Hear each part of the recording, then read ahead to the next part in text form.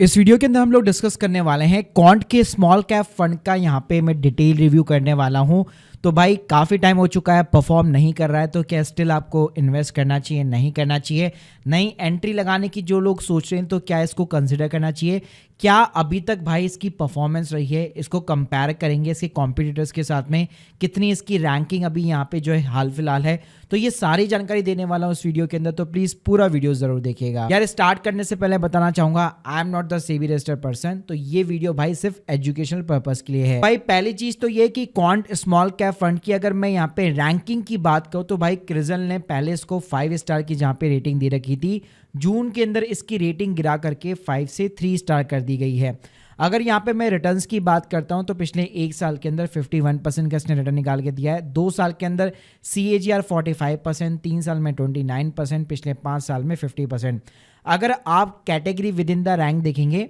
यानी जो पूरी स्मॉल कैप कैटेगरी है उसमें उसकी अगर आप रैंकिंग देखते हैं तो पिछले एक साल के अंदर टॉप 6 के अंदर ये रहा है, 2 साल का अगर आप कंपैरिजन करते हैं तो टॉप 3 में रहा है, 3 सालों में टॉप 2 में, और पिछले 5 सालों के अंदर टॉप 1 के ऊपर ये रहा है। अगर आप 10 साल का कंपैरिजन करते हैं, एक लॉन्ग टर्म होराइजन लेते हैं, तो स्टिल टॉप 5 के अंदर इसको आप कंसिडर कर सकते हो। लेकिन भाई अगर आप रिसेंटली 6 महीने का रिटर्न निकाल के देखते हो, 3 महीने का निकाल के देखते हो, तो जो ranking with in the category है वो बहुत ही यहाँ पे पुअर नजर आ रही है। जी हाँ, आप देख सकते हैं 27-28 में से ऑलमोस्ट, मतलब ये लास्ट का फंड है जिसने पिछले 3 महीने में 6 महीने में सबसे कम रिटर्न्स यहाँ पे निकाल के दिए हैं। अगर इसका कंपैरिजन में सिंपली एक स्मॉल कैप के 250 इंडेक्स के साथ में भी करना चाहूँ तो पिछले 6 महीने में भाई ये अपने इंडेक्स को बीट नहीं किया है। लेकिन हाँ, अगर आप एक साल का यहाँ पे कंपैरिजन करते हो तो आप देख सकते हो, चाहे एक साल की बात करूँ, 2 साल की, 3 साल की, 5 साल की, हमेशा इसने अपना जो बेंचमार्क है, जो इंडेक्स है निफ्टी स्मॉल कैप 250,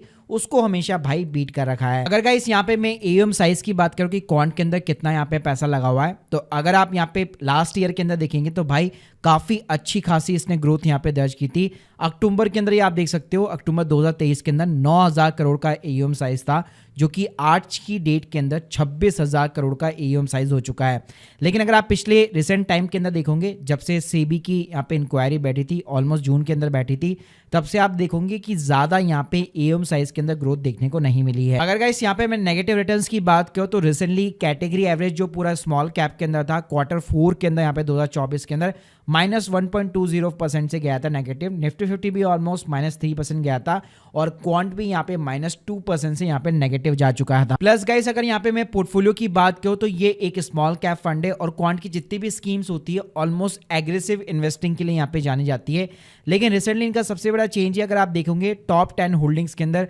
आपको रिलायंस और जियो जैसी मतलब लार्ज कैप ऑलमोस्ट कंपनी देखने को मिलती है, और परसेंटेज ऑफ होल्डिंग भी अगर आप देख सकते हो तो ऑलमोस्ट दोनों ही स्टॉक्स मिला के अपने आप में 15% का यहाँ पे कंट्रीब्यूशन करते हैं। तो राइट नाउ भाई इस स्कीम के अंदर लार्ज कैप आपको 12%, मिड कैप 17% और स्मॉल कैप केवल 34% का देखने को मिलेगा, यानी ऑलमोस्ट ये वैल्यू इन्वेस्टिंग की तरफ जा रहा है। अब गाइस इसी स्कीम को अगर यहाँ पे मैं इनके टॉप 2 कॉम्पिटिटर्स निप्पॉन और बंधन के साथ में सिंपली यहाँ पे कंपैरिजन करना चाहूँ तो पहली बात, रिटर्न के मामले में पिछले एक साल के अंदर बंधन ने भाई सबको पीछे छोड़ा है, 70% का यहाँ पे एक साल के अंदर रिटर्न कमा के दिया है। प्लस बंधन की अगर आप क्रिजल रैंक भी देखेंगे तो यहाँ पे जून के अंदर क्रिजल ने इसको 5 स्टार की रेटिंग दे रखी है। प्लस अगर आप 6 महीने का भी यहाँ पे रिटर्न निकाल के देखते हैं तो 6 महीने में भी यहाँ पे कैटेगरी में विद इन द रैंक यहाँ पे फर्स्ट नंबर के ऊपर आया है। लेकिन अगर मैं 3 साल के यहाँ पे CAGR के बेसिस पे कंपेयर करूँ तो डेफिनेटली चाहे क्वांट की बात करो, निप्पॉन की बात करो या बंधन की बात करो, ऑलमोस्ट आपको same kind of the returns देखने को मिलेंगे। तो देखिए गाइस, अल्टीमेटली अगर मैं इसको समराइज करना चाहूँ तो यहाँ पे जो क्वांट है बेसिकली अगर आप उसको